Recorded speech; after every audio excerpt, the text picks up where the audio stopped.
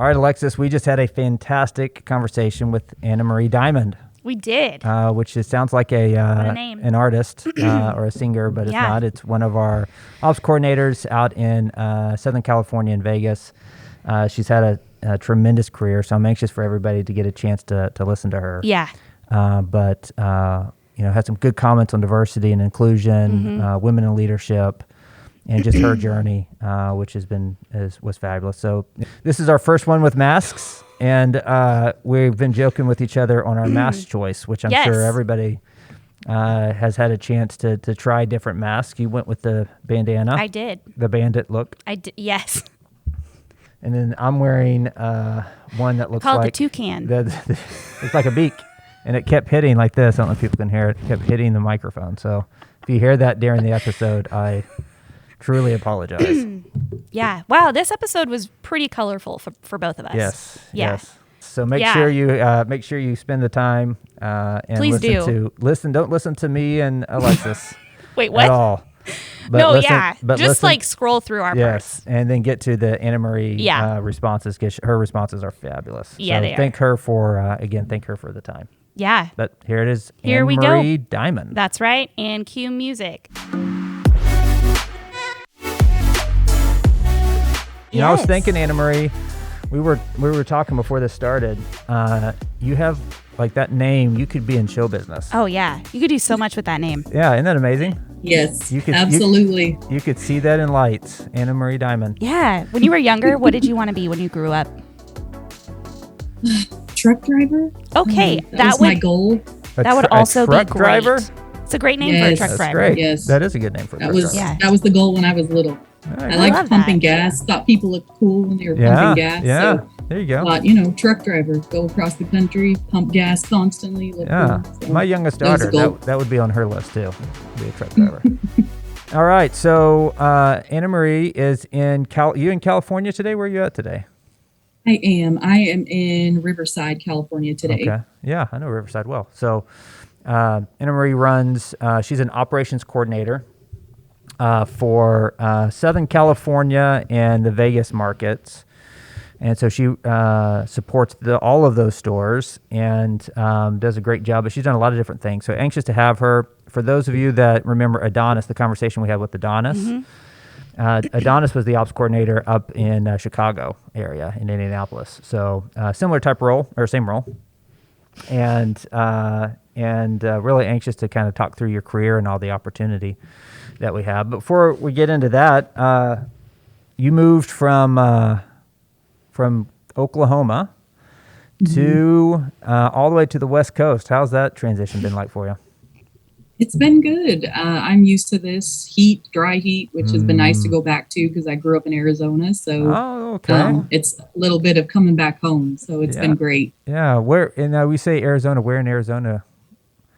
Prescott, so northern Arizona. All right, cool. So grew up in Arizona, and then you had the opportunity to obviously move around. But what made you join Walmart? Like, where did you initially start? Where were you at? Well, I started working for Walmart when I was 19 in Prescott, Arizona. I wanted to work for the company because it paid more and I liked the schedule. So it was an overnight team is what I had applied for, which I was going to school at that time. So it was a really good opportunity. Got it. I still remember my first interview at 10 p.m. at night with the support coach. She asked me, would I like to go to frozen or chemicals? And I asked her what was the difference. She said one was really heavy and one was cold. So I said, all right, I'll go with the cold one. So I started in overnight frozen.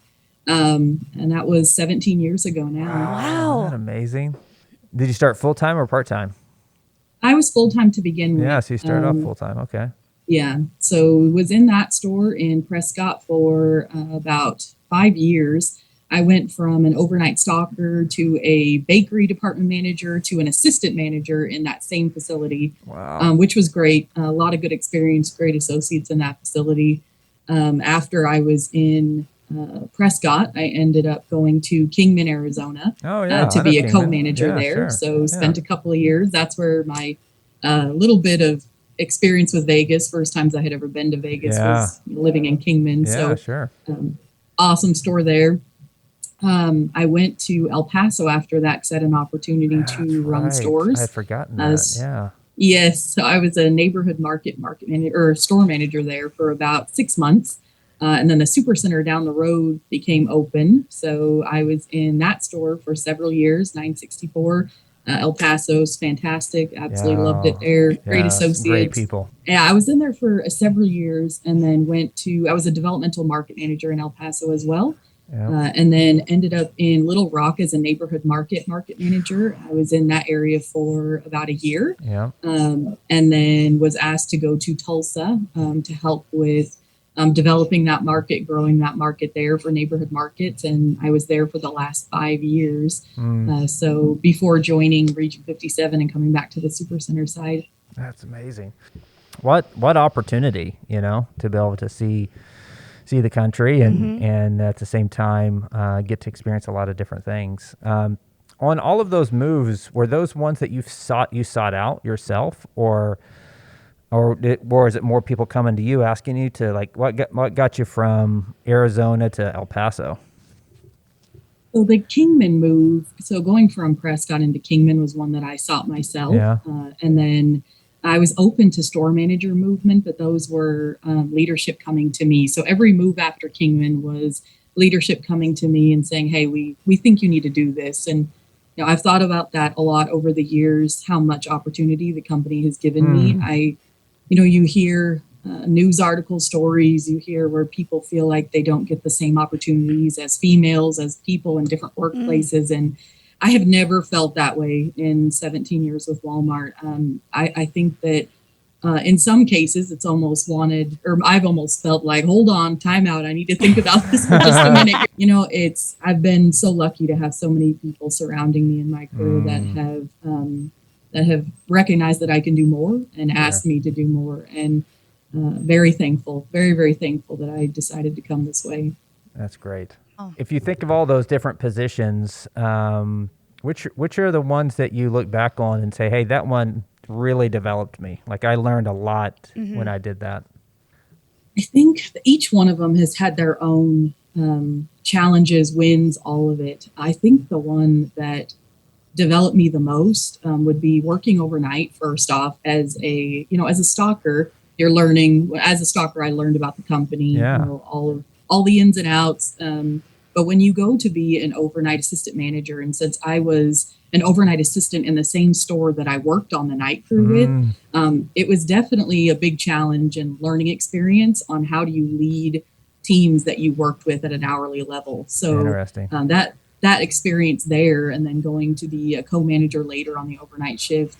I think when you work on overnights, it gives you a really good view into what having to run the entire store operations is going to look like. Because you're not just managing the freight flow, you're dealing with engagement issues. You're absolutely direct feedback conversations. You're getting the store ready and prepped for the entire day, and your success is really determining the success of every other team in the facility. So I think as early in my career, the overnight piece was huge. The store manager piece was big, especially in my super center and my experiences in that facility, whether it was learning how to run an operation that was that high volume, because prior to coming to El Paso, I had never been in facilities that did that kind of volume. So it was a little bit of a shock seeing and understanding what that looked like and how you manage that. But I think I grew the most in the store manager role on understanding that accountability for yourself is probably the biggest thing that is going to lead you forward. Understanding every situation that you've gotten yourself into, both good and opportunity, and what you learn from it is going to determine, what happens to you later in your career. Getting that time for self-reflection. Yeah, it's so great. Wow. It's interesting, and we hear this, but you mentioned like your first leadership position, and that first role as a leader. Even when I look back on my career, you learned so much, right? And, for those that may be listening, that may be in their first, their first role as a leader, or they're early on in that development, it can be challenging. It's a new skill. I would just encourage everybody to stick with it, but be a student of leadership, be somebody that seeks out how to learn how to be a leader. It's not a natural skill. We talk about natural born leaders. Mm-hmm. In reality, there's people that really work at it and try, and they learn about the different skills and attributes that it takes to be a great leader. And that's really where the great leaderships come from. So that first assignment that you have, don't get discouraged and understand that it takes time. But that's when your growth is so important, right? And it happens quickly. Yeah. Annamarie, when you were talking about how you moved into a leadership position and you were kind of still with the same folks that you were working with and just kind of that level bump up almost, what was that experience like? And what advice might you give some individuals who kind of find themselves in that same position? I think the best advice I can give is listen to the associates that you work with every day on what they have to say. And when it comes to the things I've learned the most about myself as a leader over the years, it hasn't been from my supervisor. We tend to use metrics and overall things like that when we're talking about performance when it comes to evaluations. But the things I've learned about myself and how I need to lead differently have come from the direct feedback of the associates that I work with every single day, both positive and opportunity, that tell me what I need to do differently, what I am doing well. And I think that when you get into a position like that, the number one thing is to understand exactly what every associate is going through in that you are leading at that moment, both personally and professionally. Understanding what the challenges are for their job responsibilities every day and where they need your help and your guidance.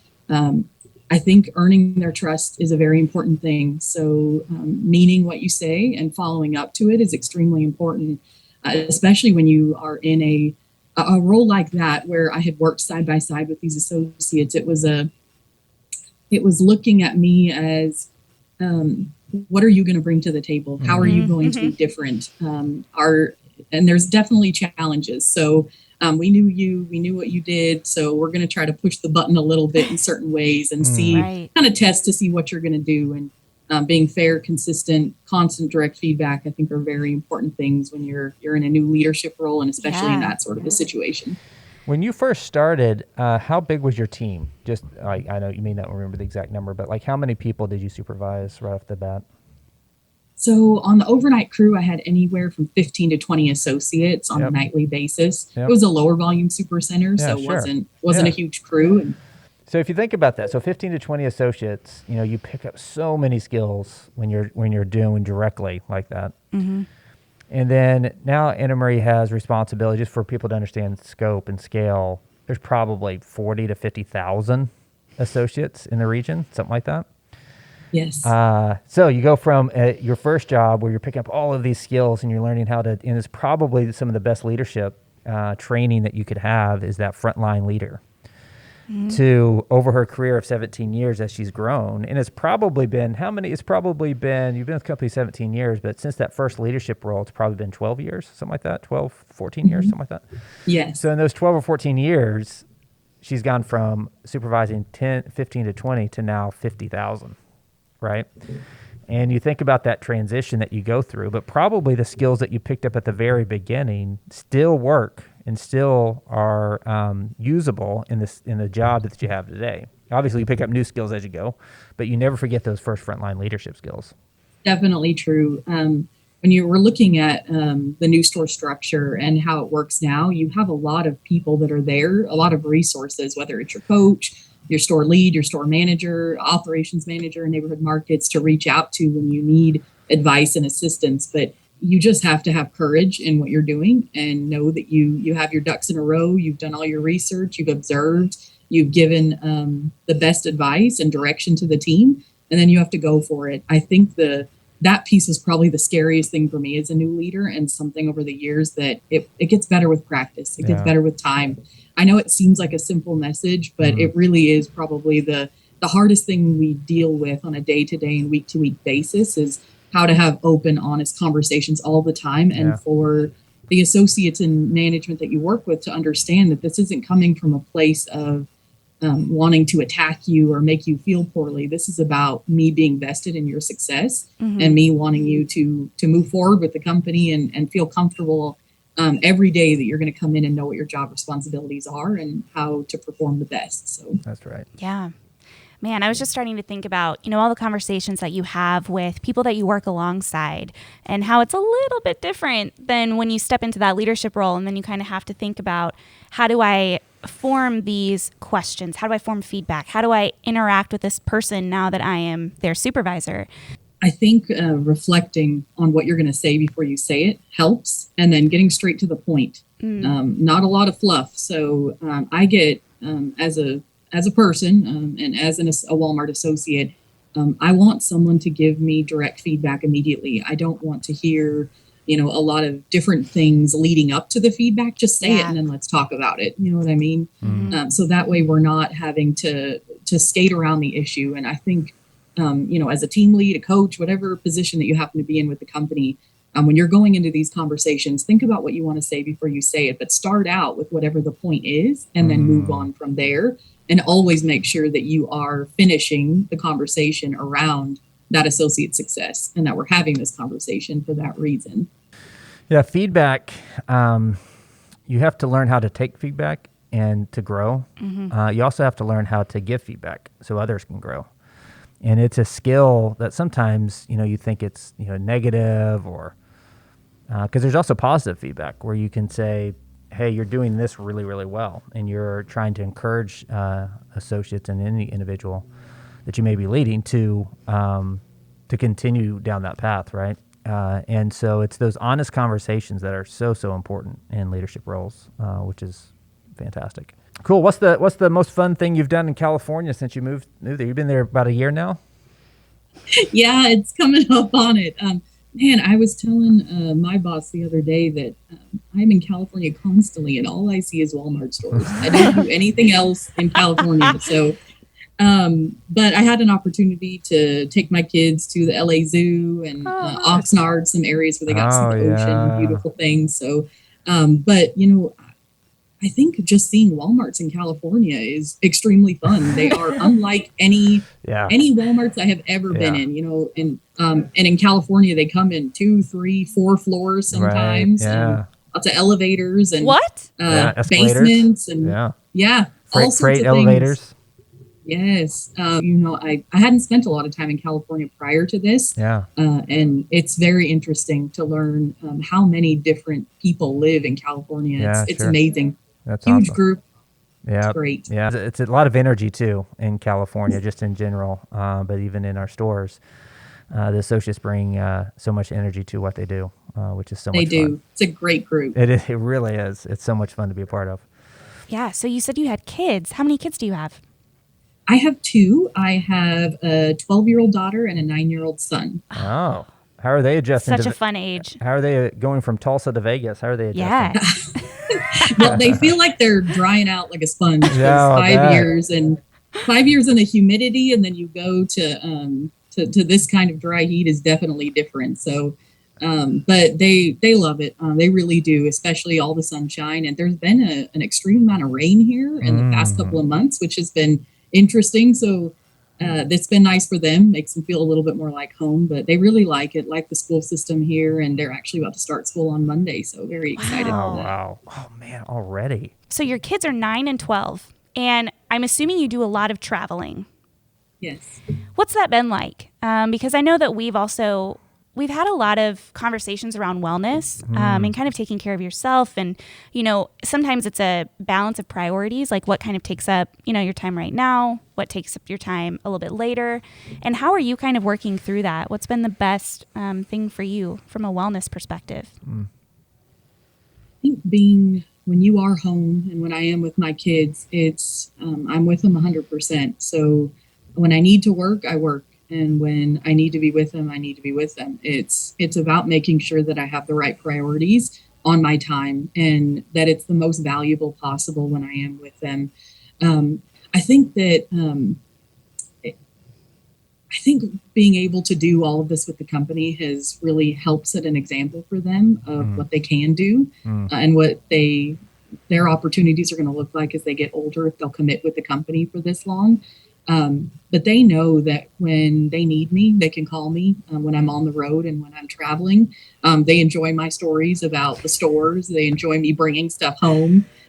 I think work-life balance it's different for everyone. Yeah. There is no recipe for That's success right. for anyone on what That's that's right. supposed to look like for you. Yeah. I think everyone has to determine in their own life, when do you need to set the time aside and when do you need to be fully in. So it's very important to have time to rest and recover, because you can't look at the stores the way you need to. You can't engage with the associates the way you need to if you don't have the time to be able to feel good and refreshed. So That's right. Yeah. Everybody has to balance it in their own way. That's right. Yeah. Yeah, that's so good. And it is a personal choice, Yeah. right? And because everybody is so different. It would be nice to be able to say, hey, here's the manual for work-life balance. Just follow this and you're good. Yeah. But it just doesn't exist. Yeah. It just doesn't exist. And so you do have to make it a priority. You have to think through it. But for everybody, it is different. And the other thing, too, that I found, and others will say, is different phases of life require different levels of change, right? And ability to do work-life balance, depending on the phase of life that you're in. And so what you may think is, hey, this is what work-life balance looks like today. As you kind of move through your life and things change in your life, you may have moments in time where that equation looks differently. And you just have to be self-aware enough to be able to understand that. And there's times where you lean in, and there's times where you have to lean out a bit. And there's times where you have to lean in, times where you have to lean. So you kind of have to understand throughout the phases of life. And I think us as leaders need to have empathy towards our teams as they make those decisions. And sometimes you're like, hey, I'm ready to move across the country, or I'm ready to do this. And other times it's like, hey, I'm going to do my job to the best of my ability. I'm going to be able to focus some time on my family. I can't really take on additional change or responsibility yet. And you need to allow people to sit in that space and continue to perform the role they're performing. And then over time, maybe they do grow. And so it's this balancing act that I think you have to go through based on where you're at in your life. No, I think it's really interesting when you talk about bringing your kids into some of it as well. Like, I loved that. My dad worked for Sam's Club for, I think, 17, 18 years. And I ended up knowing all of his partners, like everybody. And, he did a really great job, even though he traveled so often, of staying so, connected with what I was doing. And I know your kids are probably super thankful of that too. Even though, you're traveling, you're gone for a little bit, but the time that you do invest is great. Right. So I love that. Yes. And who wouldn't want to visit a 4-story store with elevators? Speaking of kids, this is Bring Your Son to Work Day. Dun, dun, dun. Ben, you want to come say hi? Feel free to look into any of these cameras. Yeah, come over here. Oh, yeah, you can come next to me. Here you go. You can look in that. Oh, you guys look you're nothing too tall, alike. man. You're too tall. Come down. There we go. There we go. That's my son. He Nice used to he meet used to you. tour stores. He used to tour a double-decker in Albany, New York with me. When we lived in New York, he used to tour stores with me. So A double-decker. yeah, Wow.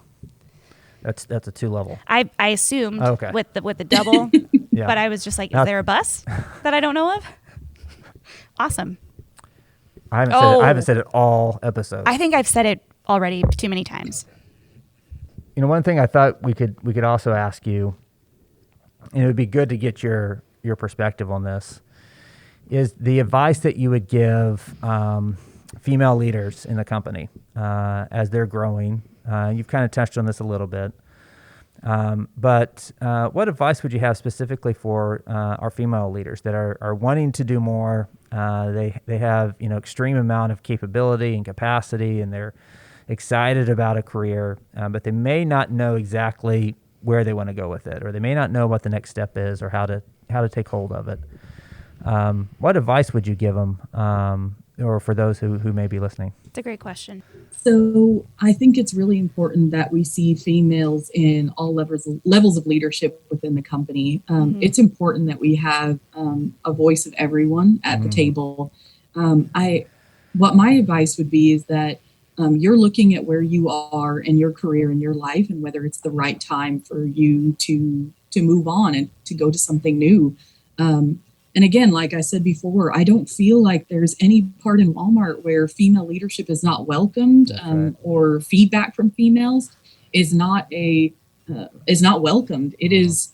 I think it's very, very important that all seats, all levels of the company are seeing the influence that females have in the company. My best advice would be go for it. If it's the best time in your life, talk to your supervisor, understand what you need to do to grow, learn, develop, what capabilities are needed, and especially the time. But weighing your options is extremely important. And I would say for all females in the company, think it through, talk it over with your supervisor, and you go at your own pace. No one can tell you what the right thing is for you but you. So you have to decide that with your family, and just remember that there is no spot in the company that females are not welcome and are not being pushed to do more.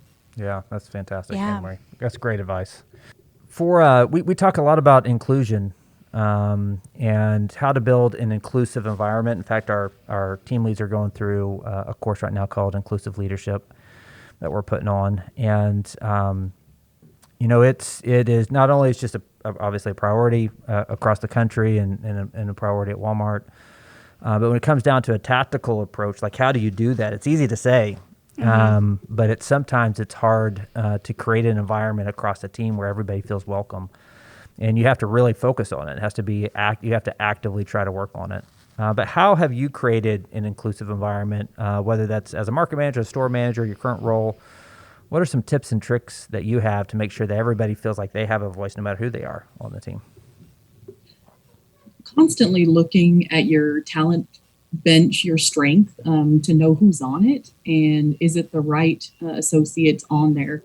I think that when you're looking at an inclusive environment for whether it's at a market or a region level, you have to ensure you have the right balance of every single diversity, ethnicity, whatever we're talking about in this conversation, female, male, all of it. You need to have a constant look at where the right people are, but constantly looking at your bench strength so that do you have the right leadership that's being developed, that is getting constant feedback, is getting stretch assignments throughout your area of responsibility. And then if you don't have the right diversity, the right inclusive behaviors on your team, looking to talk to associates, talk to leadership, and see where their goals are and have they thought about doing more. I think we talked about it a little bit earlier, but confidence just doesn't come naturally to a lot of people. Yeah, sure. And it doesn't matter what associate group we're talking about. Yeah. I'll be exhibit A for that in my own career. I think it's really important that you're constantly talking to associates and management about what their capabilities are. So if they don't see it in themselves, you're telling them that I see it in you and I want you to think about whether you can do more or not. So that you are, again, reevaluating the teams that are ready to move forward in your stores. I think that when you can open the eyes of your direct reports as to the opportunities that the company can afford, inclusion just becomes a natural thing because you should have a wide variety of associates that are willing and ready to do more with the company if you're doing your job right. That's right. Yeah. Annamarie, you've had just a phenomenal career. In 17 years, you've done so many different things. If you had some last kind of advice, and we ask this to everybody, is what would be that last tidbit of advice for people that look at you and say, man, how did she do it? How did she go from being an overnight stalker and in 17 years is having an influence over 40 to 50,000 associates from a leadership perspective? How does that happen? And I want to be able to do that. What would be that last tidbit of advice you'd give folks? Stick with it through the good days and the bad days. This company is worth it. It really is. I know how many of these podcasts and how many stories there is through Walmart where people started with the company just as a job and didn't realize what it was going to grow into.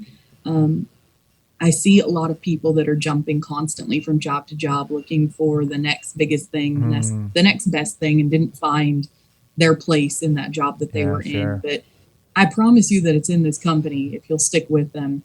If there's anything that this relationship with Walmart has showed me is that if you are willing to grow and change, learn, and adapt with the company, they're going to do the same thing for you. It is a very strong relationship, probably the strongest that I've had in my life, along with my family. and the sense of belonging, the sense of acceptance that I've had with this company. I know that every associate can have that. And my best advice would be just stick with it, be open about what you need, be open to feedback, constant, unending feedback, because it is a really good thing. Constantly self-reflect on your own performance and what you want and what you need to improve upon, and just stick with it. That's fantastic. Man, that's good. That was really good. Very good, Annamarie. Thank you so much for all that you've done. You know, I've really enjoyed watching your career and watching you develop. And you're clearly making a difference in thousands and thousands of associates' lives. We can't wait to see what you do next with Walmart. And we're always here to help and support you. So thanks for your time. I know you got a lot going on. Absolutely. But this has been more than worth it, I think, for those that get a listen. And see just a great example of a leader that's willing to adapt and change and grow and grow not only as an individual, but grow within the company as well. So thank you again. Thank you so much. Thank you.